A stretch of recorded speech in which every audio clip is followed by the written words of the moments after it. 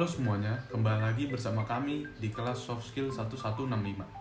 Pada kali ini kita akan membahas tentang aksi pawang hujan Mbak Rara di sirkuit MotoGP Mandalika. Oke, langsung saja ke alur kejadiannya. Pada hari Minggu tanggal 20 Maret 2022, jagat media sosial dihebohkan oleh sosok pawang hujan yang beraksi di ajang MotoGP Mandalika. Pawang tersebut diketahui bernama Rara Istiani Wulandari atau Raden Rara, yang telah disorot kamera dan menjadi pusat perhatian publik pada saat sedang duduk berjongkok menghadap ke singing bowl tersebut.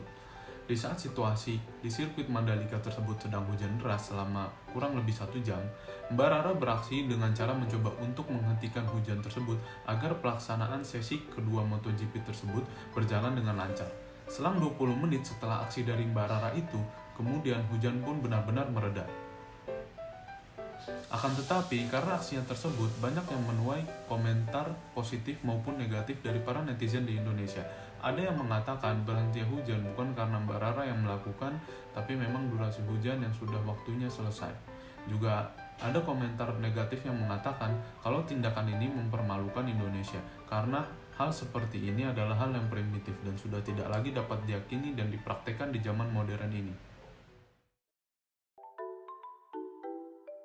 Klaim-klaim yang dapat dikategorikan dalam aksi ini adalah, untuk yang pertama yaitu klaim faktual.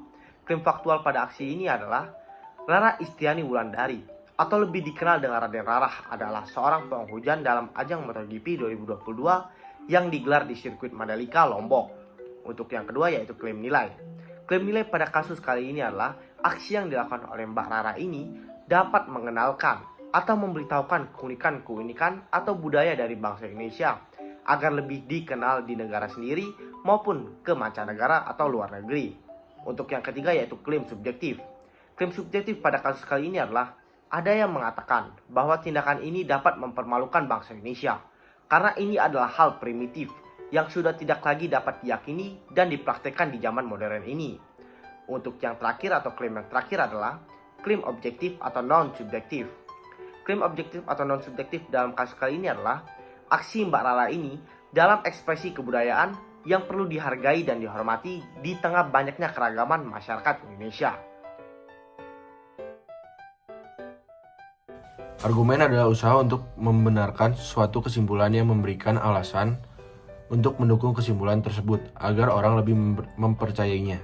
Contoh argumen yang bisa diambil dari kasus ini adalah, aksi Mbak Rara seharusnya tidak dihujat memalukan negara Indonesia oleh netizen, melainkan seharusnya orang Indonesia bangga dengan aksi Mbak Rara. Indonesia pun bisa menjadi lebih dikenal oleh dunia. Banyak orang luar negeri yang tidak tahu adanya negara Indonesia, dikarenakan banyak berita yang keluar karena aksi Mbak Rara, maka sekarang Indonesia jadi lebih terkenal di kalangan internasional. Dengan aksi Mbak Rara, negara Indonesia bisa diakui memiliki beragam kepercayaan dan kebudayaan. Masing-masing memiliki keunikan tersendiri. Salah satunya adalah kepercayaan Mbak Rara yang bisa mengatur cuaca. Sebagai orang Indonesia, kita harus tetap saling menghormati keyakinan orang lain, karena walaupun berbeda-beda, kita tetaplah satu, yaitu bangsa Indonesia. Ini adalah counter argumen saya. Namun menurut saya pribadi, seharusnya jangan hanya aksi Mbak Rara saja yang ditonjolkan di berita-berita, tetapi ada hal-hal lain yang bisa ditonjolkan dalam berita tersebut, seperti kesuksesan pelaksanaan MotoGP di Mandalika, indahnya sirkuit baru untuk MotoGP di Mandalika, dan keikutsertaan Indonesia dalam MotoGP. Logika deduktif adalah cara berpikir dengan menarik kesimpulan dari hal yang umum ke hal yang khusus. Contoh pertama, premis umum.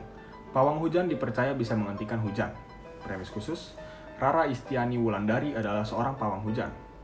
Kesimpulannya adalah, Rara Istiani Wulandari dipercaya bisa menghentikan hujan. Contoh yang kedua, premis umum. Pada 20 Maret 2022, terjadi hujan deras di Mandalika. Premis khusus, MotoGP Mandalika dihentikan sebentar.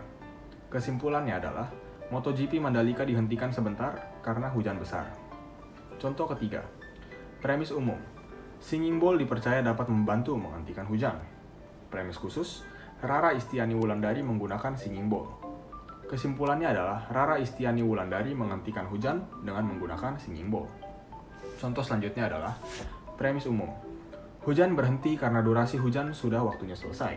Premis khusus, BMKG mengklaim bahwa hujan berhenti bukan karena Rara. Kesimpulannya adalah BMKG mengatakan hujan berhenti karena sudah waktunya selesai. Contoh terakhir, premis umum, jika pawang hujan betul bisa mengendalikan hujan, maka Rara Istiani Wulandari bisa mengendalikan hujan. Premis khusus, pawang hujan bisa mengendalikan hujan. Kesimpulannya adalah, maka hujan bisa dikendalikan oleh pawang hujan. Sekian, terima kasih. Ada 3 contoh, yaitu argumen induktif spesifik atau bisa dibilang analogi.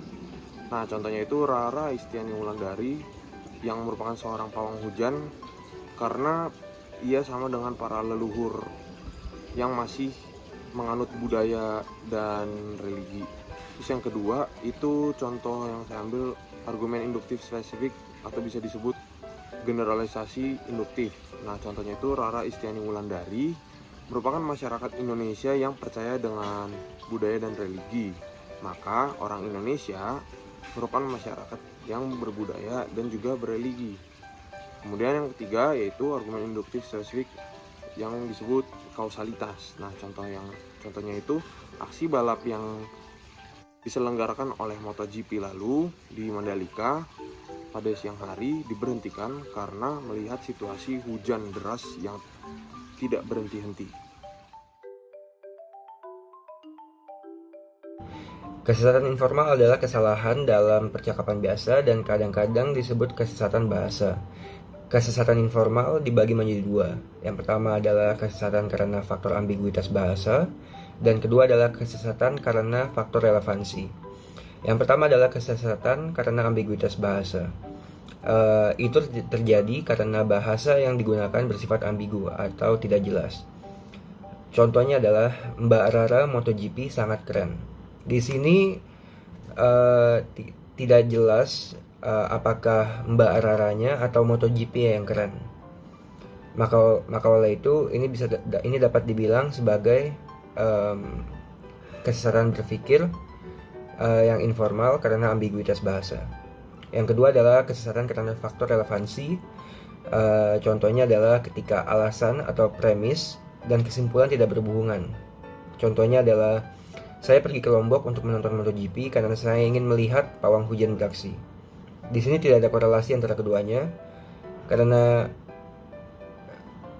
ketika kita menonton MotoGP yang kita lihat adalah lomba dari motor tersebut dan bukan dari pawang hujannya. Maka oleh itu ini dapat dibilang sebagai salah satu contoh dari kesesatan karena faktor relevansi.